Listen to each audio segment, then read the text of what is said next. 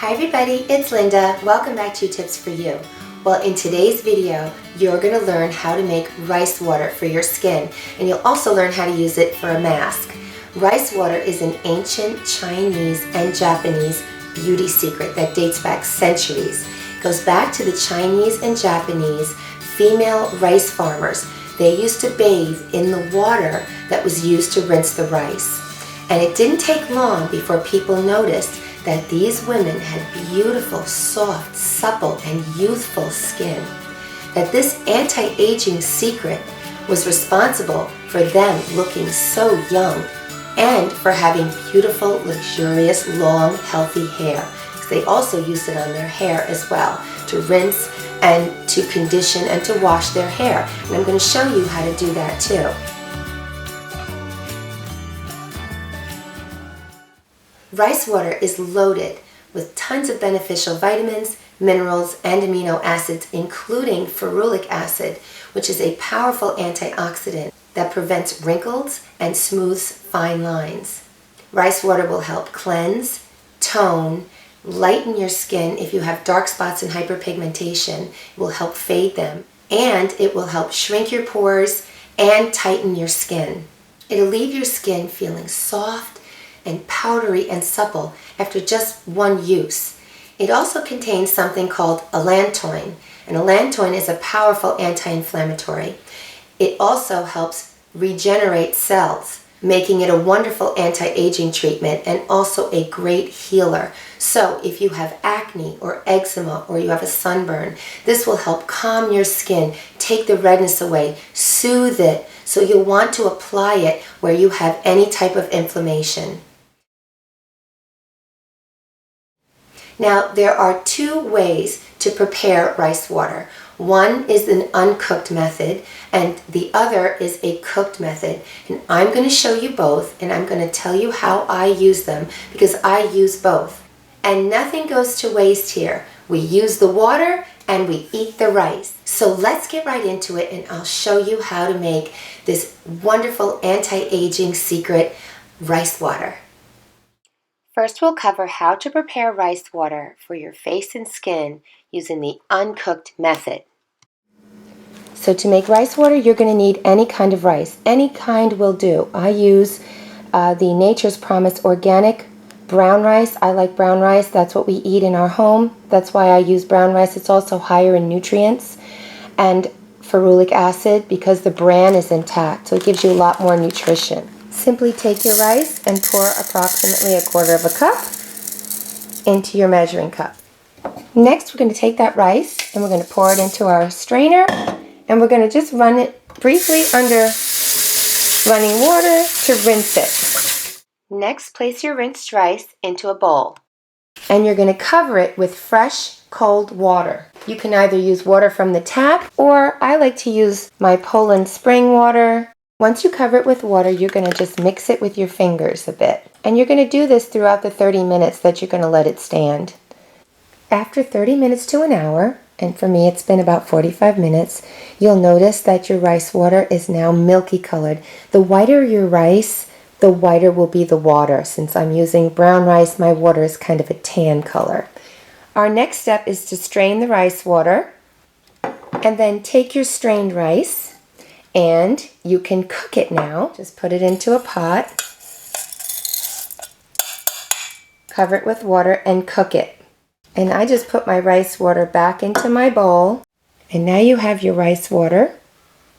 And this Pyrex bowl comes with a little lid, and it pops it on. It's airtight.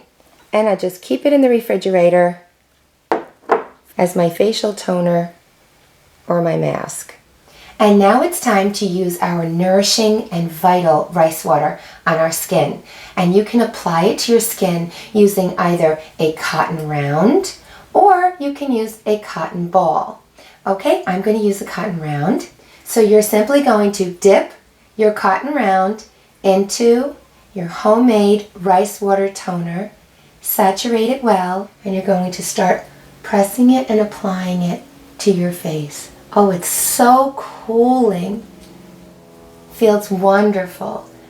Once you've applied the toner all over your face, you're just going to let it air dry. and that way you can absorb in all of the nutrients. Now this toner should be applied on freshly washed, clean skin. Once your skin is dry, then you can apply your moisturizers and creams or your makeup and your foundation as you normally would. To make a nourishing face mask, just simply pull apart your cosmetic rounds like this into 2 pieces and then start placing the saturated cosmetic rounds all over your face. It's very cooling, and then you can have the benefits of leaving it on for 15 to 20 minutes, 30 minutes, however long you would like to do it. It helps shrink your pores, tighten your skin, get rid of hyperpigmentation. Put one on my forehead and just keep on doing that until you've covered all the areas of your face that you want, and then just lie down and rest.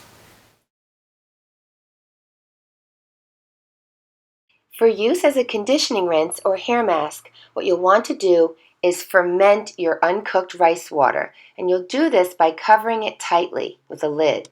And rather than putting it in the refrigerator to store it, you will place it on the counter and just let it sit for 24 to 48 hours until you smell that it's starting to smell sour. And it depends on how warm the temperature is in your home, how quickly that will happen. And you can stop that fermentation process by then placing it in the refrigerator. Fermented rice water will help nourish hair follicles, promote hair growth, improve elasticity, reduce surface friction, enhance shine and manageability, slow graying, and balance your hair's pH. And the fermentation process causes the release of a substance called pitera, which is said to help promote cell regeneration and regrowth. To use fermented rice water as a rinse or mask for your hair, you would just wash your hair, then you would pour the fermented rice water all over your hair, and then gently massage it into your scalp. Leave it on for up to 4 minutes if you want a deep conditioning treatment.